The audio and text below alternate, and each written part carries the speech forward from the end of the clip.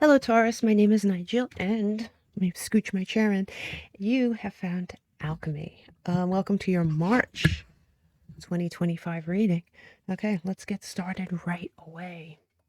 You have the Seven of Pentacles overarching your whole month. Now, these cards are never taken, or at least I don't take these overarching cards in reverse, but I do take note of them when they come in reverse, and yours did come in reverse, and that is Jupiter and Taurus energy.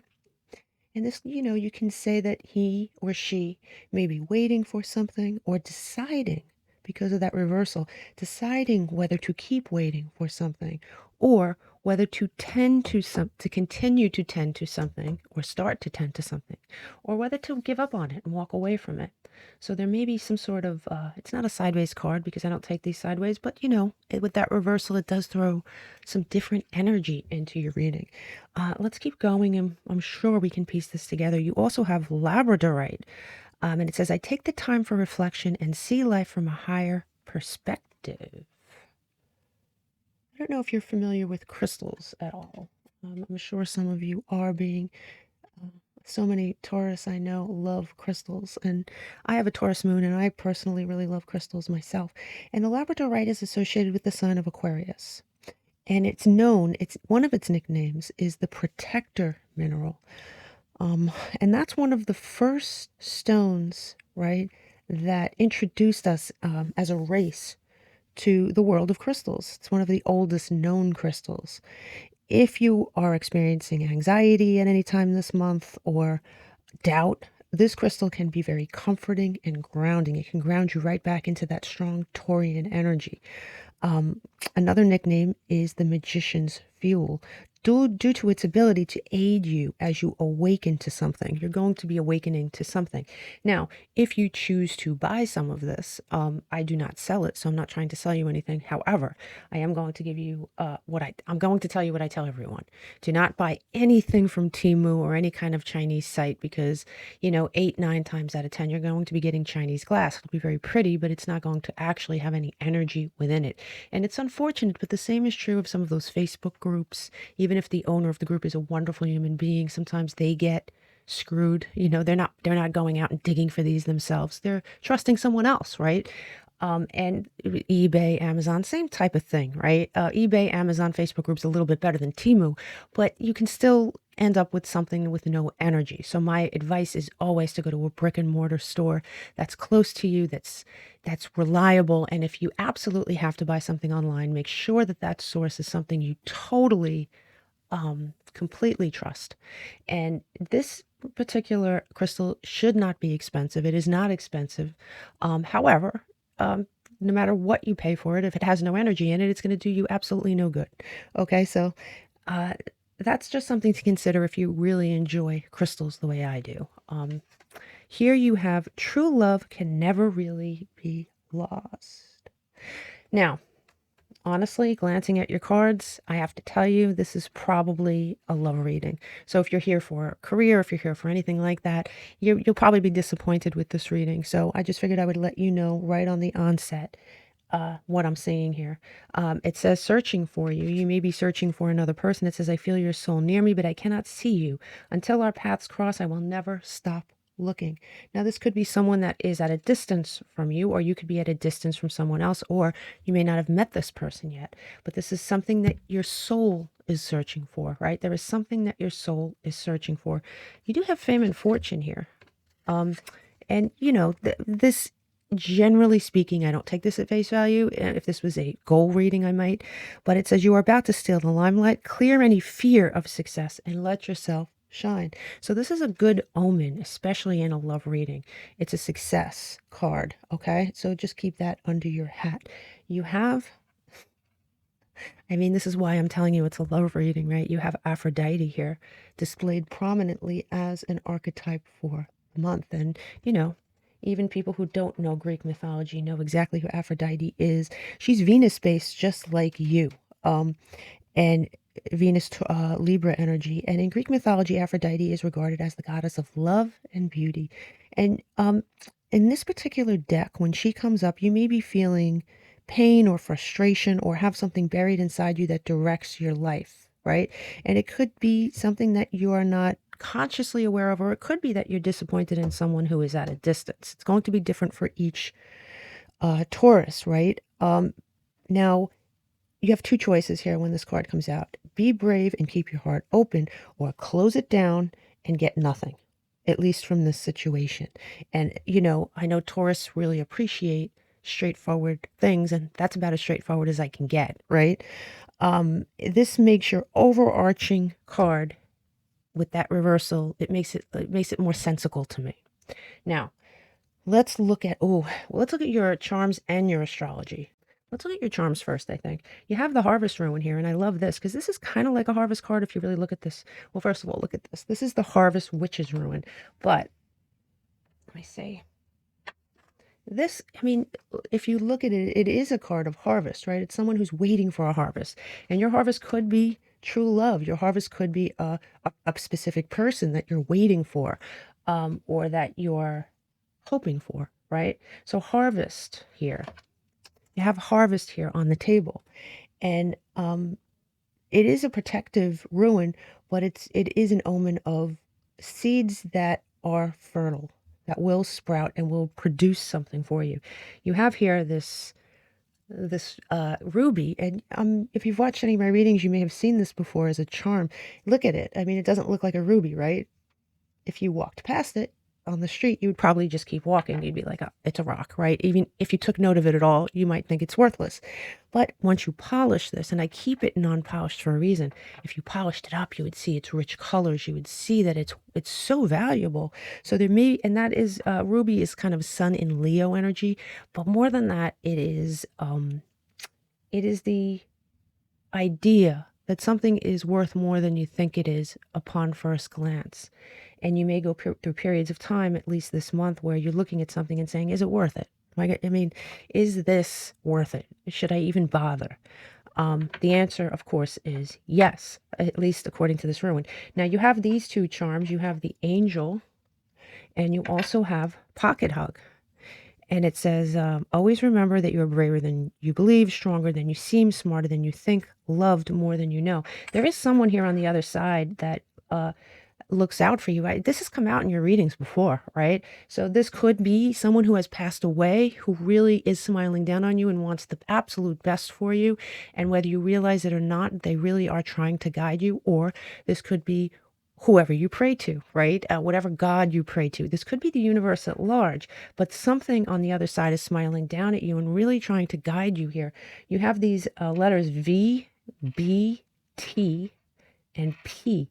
Now, these could be someone's initials. It could be an airport. It could be a restaurant. It could be a location. It could be anything. Keep a very open mind with these letters. You could write them down and keep them near you, and I'm sure one of them or all of them will mean something to you by month's end. Now, as far as your astrology, okay, so you have Libra here, and this is number 7 in this deck. And you know, Libra is the justice scales, right? It's balance, it's justice. It's also rooted in Venus energy, like yourself. So there's a lot of Venusian energy in this reading, and we know, you know, yes, Venus can be money too, but I mean, it's just so obvious that this is not a money reading, right? So there is definitely your ruler has turned up. Also, that balance. There is something you might need to balance this month. You have it says full moon eclipse conclusions are within reach. Okay. So the one thing I can say for definitely conclusions are within reach. Okay. But on Friday, March 14th, and interestingly enough, Friday is the day of Venus. Okay. Friday, March 14th, we have a full moon eclipse. So mid-month, you might be really feeling something. You might have some sort of an epiphany, a spark, or a change. Something might change. But as you can see with these sideways cards, and I don't mean to get ahead of myself, there's going to be some choices that you have to make. Nothing is going to be handed to us. Your choices, and you always have them, are going to have an impact on the speed at which you get what you want here, Taurus. Okay. So, yeah, let's move on to your other astrology cards because, man, look at those. Let's see. Okay. All right. So you have these 3 cards. Let's start with air. Okay. So you have air here, and it says expansive, intellectual, inquisitive, right? You may be dealing with an air sign. You may have air highly aspected in your chart. Air signs are Gemini, Libra, and Aquarius, right? Aquarius is turned up too. And here you have Gemini. I don't mean to jump ahead again, but you have a lot of air in this particular reading. Now, the air signs are intellectuals, right? They prefer to live in their mental space, relying on rationality and logic, much like you, right? They're adept at both looking at the big picture and processing the small details. They can see objectively because they're able to detach emotions from facts and evaluate.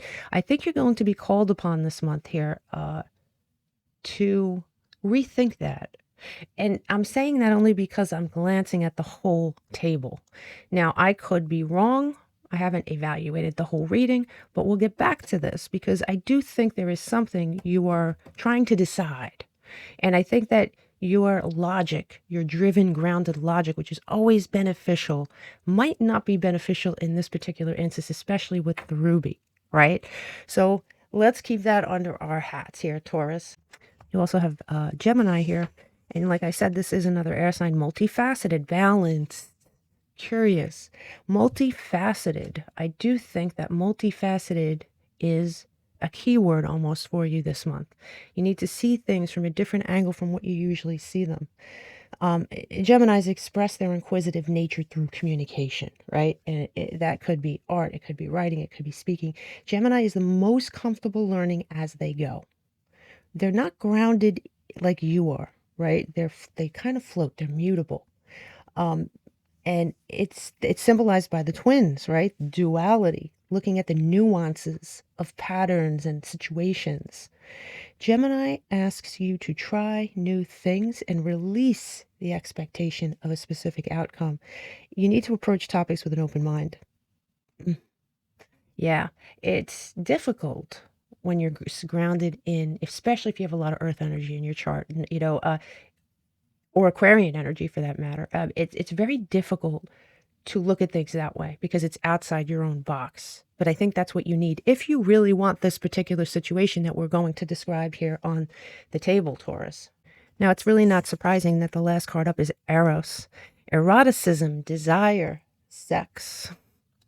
Do you see why I say this is a love reading? Yeah. Definite eroticism on the table. Eros is known as the god of desire, right? And he's popularly referred to as Cupid. He sort of locks on target, and the arrows of Eros can result in chaos sometimes, right? It leads us to act blindly in the name of love, and that's something that a lot of Taurians don't like. They might start to experience that, and then they start to pull back and ground themselves again. And honestly, I think that's a good trait because it saves you a lot of heartache, a lot of crap, but it also sort of keeps you out of a certain game that will if you're not in the game at all, then you're not going to win, right? So you have to kind of keep that in mind, right? You have to navigate with Eros. You have to navigate passion, and definitely at least look at those primal urges that you have, and at least understand that everything's not going to be perfect in this situation. I can tell you that right now. I do think that there is success here. Conclusions are within reach, successful outcomes, right? But I also, and you are being guided, but I think that you're going to have to really think outside your box. I really do. Now let's look at your Taurus because that'll tell us a lot more. Okay. I always do this, and I really should just put them over to begin with, right? Sometimes I do remember to do that. Here you have dog on your first leg, dog close up in reverse. It says pleasure with a close friend. There may be some sort of disappointment here at hand at the beginning of the month. Now, you have the Three of Cups coming in sideways.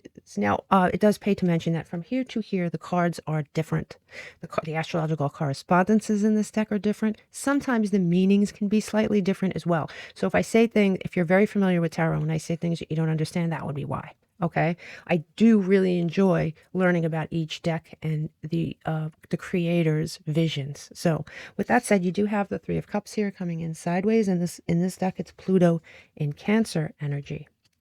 In this deck, it's a healing card. It's a bonding card, and it is, drum roll, a harvest card.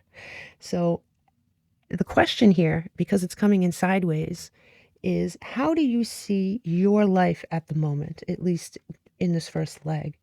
And what will your choice be? You're going to have a choice on how to view this disappointment. And it's not a huge, earth-shattering disappointment, but it is some sort of choice you're going to have to make on how you view something and whether you'd wish to continue. The next card up here is the Four of Swords. I really love the imagery on these cards. Four of Swords is Mercury in Libra energy. Now, let me move this. Mercury in Libra energy. Let me see if I could refocus this. There you go.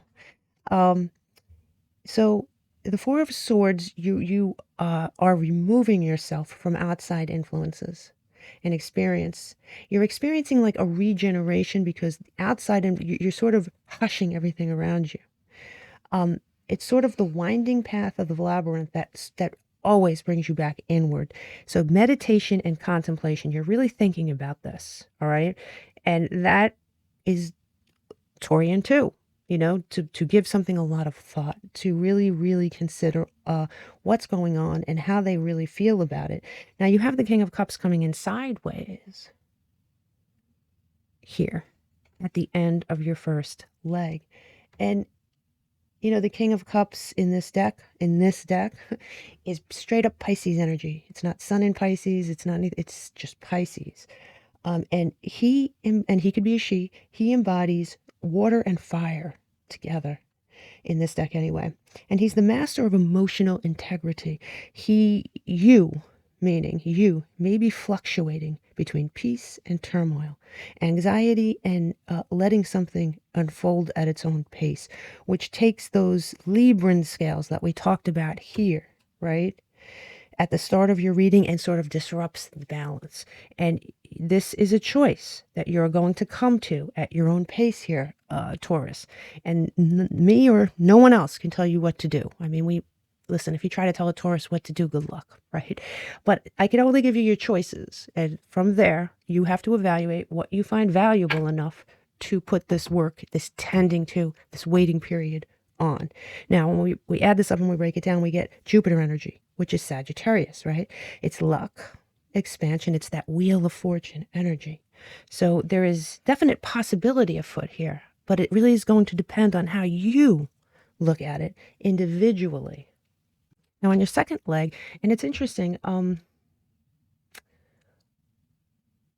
could have sworn I told you that there was, anyway, the full moon here. Conclusions are within reach.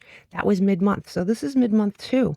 And here mid-month you have great passion. Man, there's no way this can be interpreted any other way, right? You have the Queen of Swords coming in sideways. And the Queen of Swords in this deck is straight up Aquarian energy. And now, she could be someone, and she could be a he. This is either someone you're dealing with, or this could describe you, but this is a sideways card and it's a decision, right? You're trying to decide how you feel about it, right? But this archetype is independent, confident, and like I said, she could be a he. She does not tolerate false perceptions in herself or others. Are you seeing someone clearly here? Or are you seeing yourself clearly? Or is someone seeing you clearly? Is someone looking at you like your perceptions might be askew? Could be any of those things, okay? Especially with this sideways card. Now the next card up here is your center card, which is the Princess of Cups. And the center card, like I always tell you, is what all the cards revolve around. And the Princess of Cups is just straight up water energy in this deck. And in this deck, she also encompasses earth and water together. So her task is to connect her heart, her dreams, and her visions. Water, my dear Taurus, nourishes the earth. It makes it fertile for growth. This may be your task this month. right? To take that energy of earth that's so mobile and nourish it with that softer water, right? You also, and this leads straight into the King of Wands. Oops, sorry. Now, the King of Wands in this deck is Sagittarian energy, pure and simple. And he or she, powerful, passionate, very difficult to contain, but he has mastered the ability to hold that raw energy and direct it. And he brings success, he brings honor, and he brings passion. He brings passion. It looks like your mid-month has the potential here, Taurus, to be very passionate if you so choose. Choose wisely, because when we add this up and we break it down, we get 0, and 0 is ground zero. It is starting from here and building up. Starting from here, nourishing that earth with water and watching something grow into a harvest. It's your choice, though, right? It is your choice. Now, on your last leg, you have torch. It says spiritual development, enlightenment, awareness, understanding. And, you know, when I see the torch, I always see something that you're holding a torch for. And it could very well be a person, but looking at your other cards, it seems unlikely. And we'll get into why right now. You have the 9 of Swords here, right? And in this deck, it's Venus in the Venus and Gemini energy. And this card represents vulnerability. Your inner demons may pop out. It may tempt you. Resist the temptation to retreat into that shadow area of yourself that always keeps you safe but holds you back. It takes you out of the game. So try to resist that, because that might be a problem. It's like you get what you want, potentially, and then you're like, well, you know, you may tend to retreat back into that area where you feel safe. The next card up here is the 2 of Pentacles. I mean, damn, I can't talk. It's the 2 of Cups, which is like, look, in this deck anyway, it is Moon in Cancer energy. And the 2 of Cups is synonymous with love, right? It is, but it's sideways again. So what a choice you have, right? It's kind of like the Lovers from our major arcana. The 2 of Cups sideways has the potential to join together and activate the attraction between 2 people. You are being offered a gift. Will you take it? It's coming right after this 9 of Swords energy. Will you take it? Here at the end, you have the 8 of Pentacles coming in reverse. Now, it means many things in many readings. In this deck, it's Mercury and Virgo energy. This may mean that you're easing up on work in one area of your life in lieu of something quite different. Doesn't mean you're giving up on something and you're replacing one thing with another. It could mean on this last leg, your concentration has the potential to be towards this person, okay? Something that you were on fire about is taking a back seat to something else, potentially, if you so choose, because this sideways card is going to determine what happens next. I mean, you could easily look at this and say either way you win, right? But what is it that you're in the game for? Sometimes you do have to choose, and it's not that you have to choose forever. This is one leg of a month that you may have to choose a person over something else. Okay, when we add this up and we break it down, we get Pluto energy. That's not surprising, right? That's Scorpion energy, the release of a shadow aspect, that intense passion, that transformation. It's all here on your last leg. Now, as we move into your challenges, you have the Spear, and it says heartache over what you no longer have. Okay, it's coming in sideways. I think this is a call to release the past, to release some sort of past disappointment, a past version of yourself that kept you in the shadows, that may have kept you in that 9 of Swords energy. That's just my interpretation here. You do have the Queen of Pentacles coming in upright, and this is Saturn and Capricorn energy. It's water and earth again. She believes, and she could be a he, she believes in miracles and nourishes them and the people around her. And this is in your challenge column. So that might be a challenge for you. Now, a challenge is just a challenge. It's not insurmountable, but it may be a challenge for some of you to release that and to water that ground, right? The next card up is the Nine of Wands in reverse. And the Nine of Wands is Mars. Put that there. Is Mars in Sagittarius energy. That is a stubborn reluctance to compromise. And you may be feeling that at some point this month. It may be a month. It may be a challenge for you, right? It's stubbornness. It's a reluctance to bend, right? And here in your challenge column again, you have the Ten of Pentacles in reverse. And now look at this card. This card is usually, you know, classically it's a money card and there's one person on it. But look, there's two people on it. And look how different.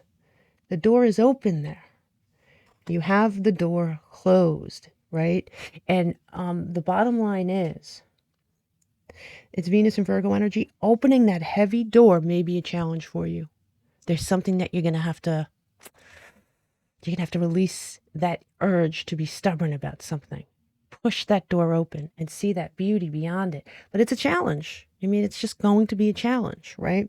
And it's not surprising, again, that when we add this up and break it down, we get more Pluto energy. It's transformation, and transformation is not for the weak. And you are the furthest thing from weak, Taurus. So you can do this, but these choices are going to be yours and yours alone individually. Now, when we look at your opportunities, I really love this. And I really like that I do all the shuffling on camera and all the dealing out on camera, because you could see, if you slow it down, you could see they all fell out by themselves, whether they're sideways, upright, or otherwise. And here in your opportunities, you have butterfly, a change for the better. There is the opportunity here, and that butterfly is always Pluto energy to me, right? It's that transformative energy. It's going in the cocoon and coming out a butterfly. A change for the better is something that you're going to be offered. Now, first card up is the Seven of Pentacles. The Seven of Pentacles. Upright. It's an opportunity to tend to something, to work on something. Your overarching card came out. I love tarot. I love it. I love the way it all, and of course it's in. Let me see if I could focus that. Thank you. I love the way it all sort of comes together in the end, right? That's your overarching energy. In this deck, it's Saturn and Taurus. So the next card up is the Six of Cups. And the Six of Cups here is Jupiter and Pisces energy in this deck anyway. And the thing is, the Six of Cups is, this could very well, for at least one of you, be a relationship that you were in, that you're being offered again, because this is a card of the past, right? This is old love, and not old meaning old, but something that's you're revisiting, right? Now, if that's not the case, there is a feeling here that you're revisiting. There is something from the past that is coming back. This may be a part of you that was pre-damage, that was pre-wall, right? A part of you that had that door open and then just slammed it shut at some point, tight. But there is something being revisited, and there's an opportunity here, right? And here, your last card is the Nine of Pentacles in reverse. The Nine of Pentacles here in reverse, Venus and Virgo energy. And the thing is, the Nine of Pentacles is a very independent card, right? If you just look it up online. It's a great card, but it's a card of being independently successful. This is not. This is the opposite of that. So here you have the opportunity to build with someone if you so choose. If you so choose, if you open that closed door, if you work on certain aspects of yourself and your expectations, if you're perhaps not as uncompromising in some area, and I couldn't begin to tell you what area that is. I think that you're smart enough to understand that yourself. When we add this column up and we break it down, we get Uranus energy. That's Aquarius energy.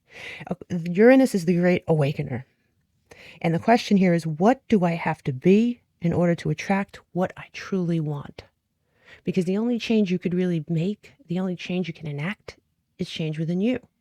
change your vibration, there's some sort of internal compass you may need to change. You need to open that door, though. You need to open that door. Let me see if I can grab my Norse deck here. And we'll pull a card from here, and then we will do your numerology. Fantastic reading, as always. Okay, for Taurus for March 2025. So you have pulled Theotzy, and it says aging, maturing, and healing. Wow, that totally goes with what I'm saying. There is a maturation of a harvest, if you so choose. There is the maturation of you, leveling up. You know, I say that a lot. Leveling up, changing direction, opening up that door. That door may be a part of yourself that you kept closed. But that question is the most important question of this reading, Taurus. What do I have to be in order to attract what I truly want? Figure out what you truly want, whatever it is, and then say, what is it that I have to be to attract that? Those are your two questions. Now let's do your numerology. Let's see. So you have the total. Everything in this reading, when we add it up and we break it down, is Mars energy, Aries energy, right? Passion. It's that passion that you can feel this month. There's passion all over this reading, right? It's a love-based passion. And as far as numbers go, the numbers that came out the most was Neptune, Mars, and Pluto, right? 7, 9, and 10. So here we go. Neptune, Pisces energy. It is that it's that dreamy energy. It's that dreamy energy that you may at times stop yourself from fully feeling, or you may feel a sort of block from that after a certain point. That Aries Mars energy is that passion, right? And that Scorpio energy, that Pluto energy, is that breakthrough transformative stuff, right? It all makes sense. Your lucky numbers are 7, 9, 3, 13, 48, and 20. Now, the planets that we talked about the most was Venus, right? Venus came out in like so many cards, so many different, so many charms, right? It's your ruling planet, yes, but it's also the planet of love. And also Jupiter, that expansive energy, that luck energy, right? Yeah, and also Scorpio, which Pluto came out. So it's interesting how the planets were so similar to the overarching numbers. Now, the signs that came out were Aries, Cancer, Capricorn, Sagittarius, Scorpio, Leo, Gemini, Libra, Virgo, Aquarius, Pisces, and Taurus. Taurus doesn't always come out for a Taurus reading. I know it seems weird, but it's true. Now, the sign that came out the most in this reading was Sagittarius, and it's for all the reasons I said. It's Jupiter energy. It's luck. It's optimism. Are you going to choose to feel that way? That's going to be your particular burden. You have the burden of choice this month here, Taurus. Stay tuned for your birthday reading. It's coming up soon. It's going to be 3 blessings that are coming to you between the years of 2025 and 2026. I will see you next time. Namaste.